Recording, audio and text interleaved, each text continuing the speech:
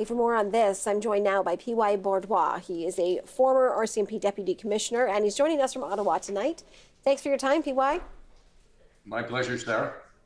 So let me ask you, how appropriate do you think it is for the federal government to expect postal workers to administer this gun buyback program?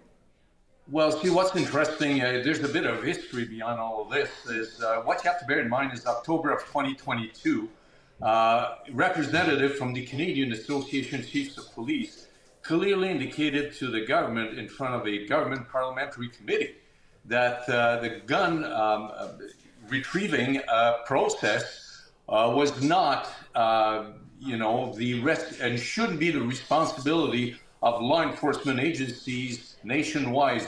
Reason being that most of police agencies in our country are stretched to the limit. So therefore, they recommended at the time that the government should look at different options. One, of course, being Canada Post. So that's a bit of the history where the government turned to Canada Post, but obviously with mixed results. So they recommended Canada Post. Canada Post workers are saying, or their representatives are saying, that they have some concerns about safety being one for the Canada Post workers. What do you make about that? What do you think about that?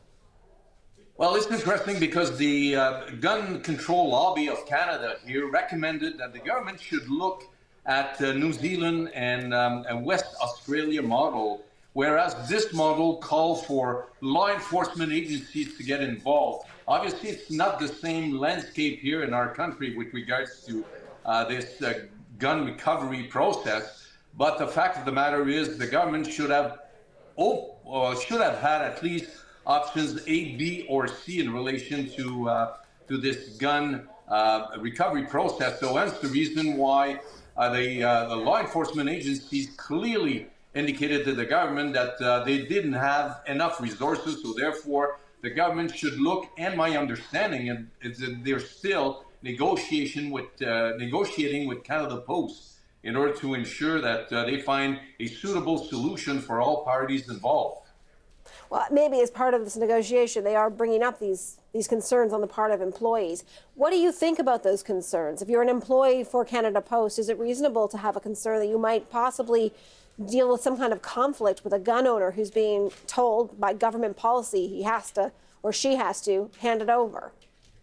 Well, it's interesting because Sarah, when you go to banks or you deal with people that are dealing with the public writ large, there's always signs there indicating that respect should be part of the conversation, and to respect the people that are on the other side of the counter. So hence the reason why I hope that the government will be able to discuss with Canada Post like some protocol in relation to, for instance, some of their employees' concern and be able to address this. What's interesting also is the Canada Post latest news release was that Canada Post, they're trying to find a solution where Canada Post wouldn't actually take custody, but they would just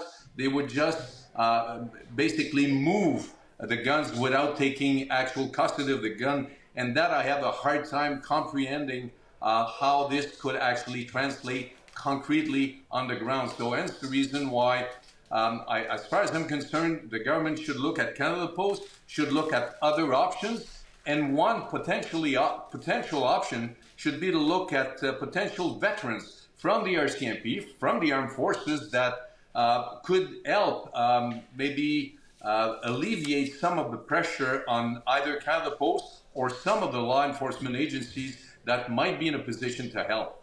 Well, that was just what I wanted to ask you. Do you have a sort of an ideal scenario? I mean, I think what you're saying here is that the RCMP simply don't have the resources. Do they need more resources to make this happen?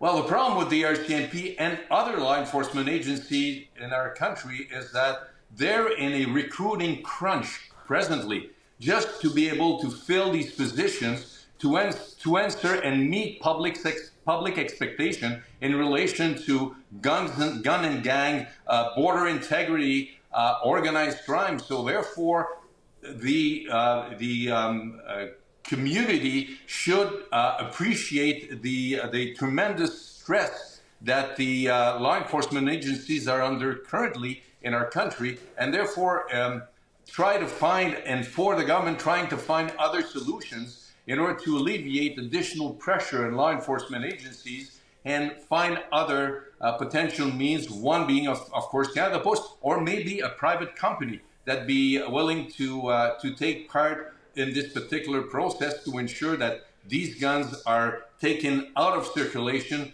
sooner than later. P-Y Bourduas is a former RCMP Deputy Commissioner. Thanks, P-Y. My pleasure, Sarah. Take good care.